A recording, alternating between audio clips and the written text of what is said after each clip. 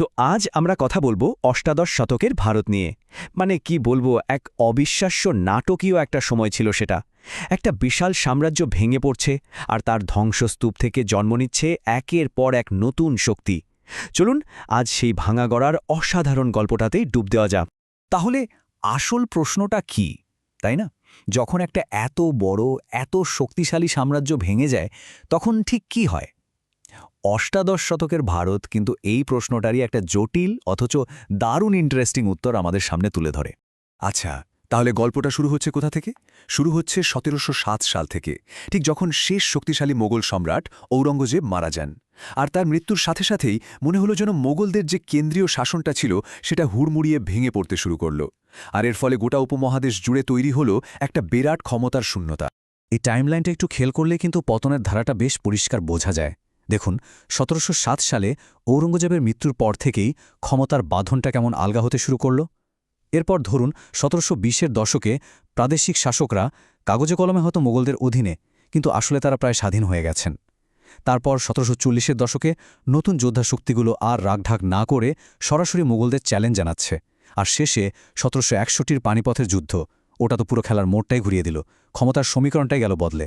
তো মোগলদের পতনের পর সবার আগে যে শক্তিগুলো মাথা তুলে দাঁড়ালো তাদের আমরা বলি উত্তরাধিকারী রাজ্য বা সাকসেসর স্টেটস। এরা কারা? এরা আসলে মোগল সাম্রাজ্যেরই একটা শক্তিশালী প্রদেশ ছিল। যখনই তারা দেখল দিল্লির শাসন দুর্বল হয়ে পড়ছে, তখনই তারা প্রায় স্বাধীন রাজার মতো নিজেদের এলাকা চালাতে শুরু করল। যদিও নামে কিন্তু তখনও তারা মোগলদেরই অধীন। এখানে আমরা তিনকে প্রধান উত্তরাধিকারী রাজ্যকে দেখতে পাচ্ছি: বাংলা, অযোধ্যা আর হায়দ্রাবাদ। এদের যারা প্রতিষ্ঠাতা ছিলেন তারা ছিলেন অসম্ভব উচ্চাকাঙ্ক্ষী। তারা নিজেদের প্রদেশকে প্রায় একটা স্বাধীন রাজ্যের চেহারা দিয়ে ফেলেছিলেন। যেমন ধরুন, মুর্শিদকুলি খাঁর হাতে বাংলা হয়ে উঠল একটা অর্থনৈতিক পাওয়ার হাউস। সাদাত খান নেতৃত্বে অযোধ্যা হয়ে গেল একটা গুরুত্বপূর্ণ কৌশলগত কেন্দ্র। আর নিজামুল মুলুক তো দাক্ষিণাত্যে এক বিশাল স্বায়ত্তশাসিত রাজ্যই গড়ে তুললেন। প্রথমে বাংলার কথাতেই আসা যাক। এর স্থপতি ছিলেন মুর্শিদ কুলি খাঁ। এক কথায় বলতে গেলে একজন অসাধারণ প্রশাসক। উনি রাজধানী ঢাকা থেকে মুর্শিদাবাদে নিয়ে এলেন, আর রাজস্ব ব্যবস্থায় একটা বিরাট পরিবর্তন আনলেন, যেটাকে বলা হয় ইজারাদারি ব্যবস্থা। মানেটা কি? খুব সহজ।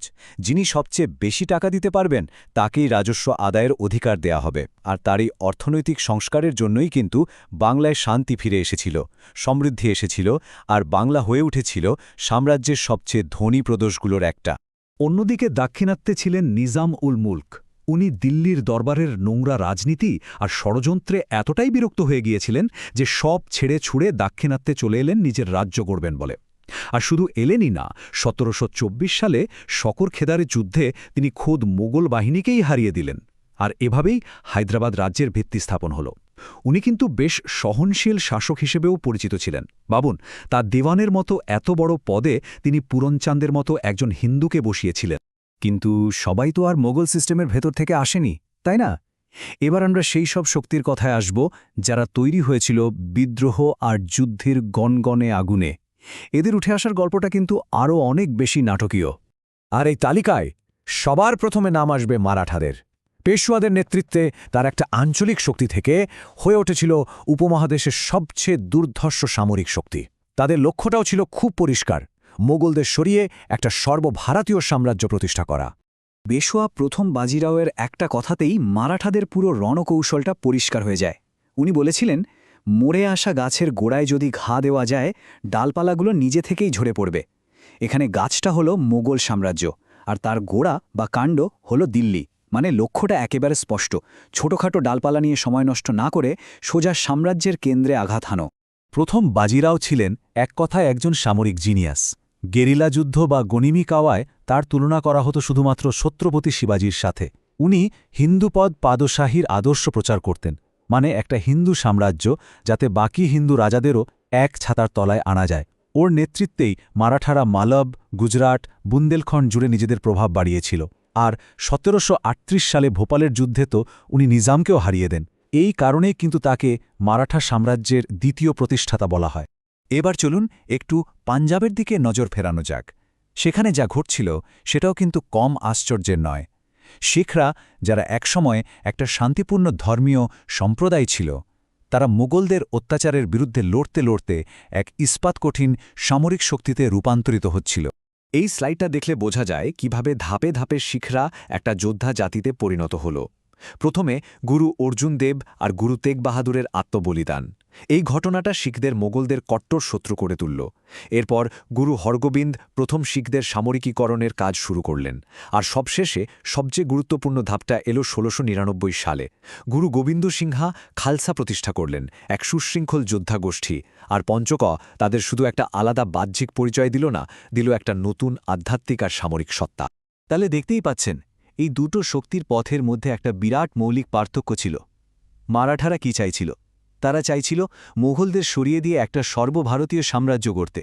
আর অন্যদিকে শিখদের লড়াইটা ছিল মূলত নিজেদের অস্তিত্ব রক্ষার জন্য আর পাঞ্জাবে একটা স্বাধীন সার্বভৌম রাষ্ট্র প্রতিষ্ঠার জন্য। মানে একজনের লক্ষ্য সাম্রাজ্য আর একজনের সার্বভৌমত্ব। দাক্ষিণাত্যে কিন্তু আরও একটা নতুন শক্তির উত্থান হচ্ছিল, আর তাদের গল্পটা ছিল একেবারে অন্যরকম। মহীশূর, এটা কোনো উত্তরাধিকারী রাজ্য ছিল না, আবার বিদ্রোহী রাজ্যও বলা যাবে না।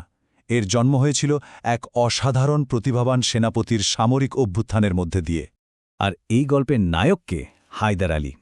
ভাবা যায়, একজন সাধারণ সৈনিক থেকে শুরু করে নিজের যোগ্যতায় তিনি ১৭৬১ সাল নাগাদ মহীশূরের সর্বা হয়ে ওঠেন।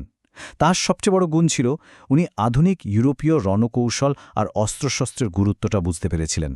আর সেই জ্ঞানকে কাজে লাগিয়ে উনি মহীশূরকে এমন এক ভয়ঙ্কর সামরিক শক্তি হিসেবে গড়ে তুলেছিলেন, যা কিনা মারাঠা, নিজাম, এমনকি ব্রিটিশদেরও চোখে চোখ রেখে চ্যালেঞ্জ ছুড়ে দিত।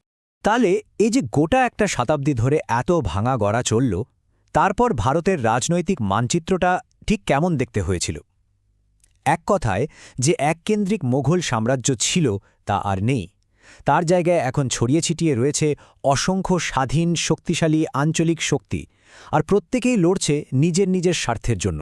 আর এই পুরো শতাব্দীর সম্ভবত সবচেয়ে নির্ণায়ক মুহূর্তটা ছিল ১৭৬১ সালের পানিপথের তৃতীয় যুদ্ধ।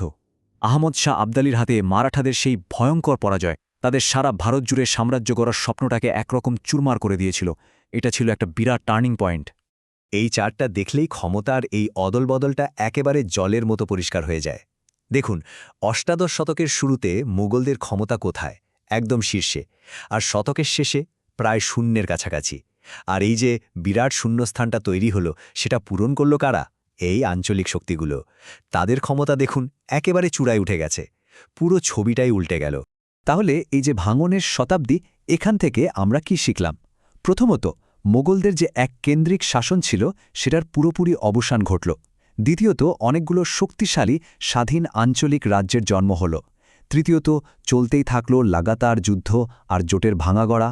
আর সবচেয়ে গুরুত্বপূর্ণ বিষয় হল, এই সব কিছুর ফলে এমন একটা রাজনৈতিক শূন্যতা তৈরি হল, যা বাইরের শক্তিদের, বিশেষ করে ইউরোপীয় কোম্পানিগুলোর জন্য ভারতে ঢোকার দরজাটা হাট করে খুলে দিল। আর এখানেই আমরা একটা খুব বড় প্রশ্ন রেখে যেতে পারি। আচ্ছা, ভারতের এই যে নিজেদের মধ্যে বিভেদ, এই যে লাগাতার লড়াই, এই পরিস্থিতিটাই কি শেষ পর্যন্ত ব্রিটিশদের মতো একটা বিদেশি শক্তির জন্য এখানে নিজেদের আধিপত্য কায়েম করার রাস্তাটা অনেক সহজ করে দেয়নি? এই প্রশ্নটাই কিন্তু আমাদের ঠেলে দেয় ভারতীয় ইতিহাসের পরবর্তী এবং সম্ভবত সবচেয়ে অন্ধকার অধ্যায়ের দিকে।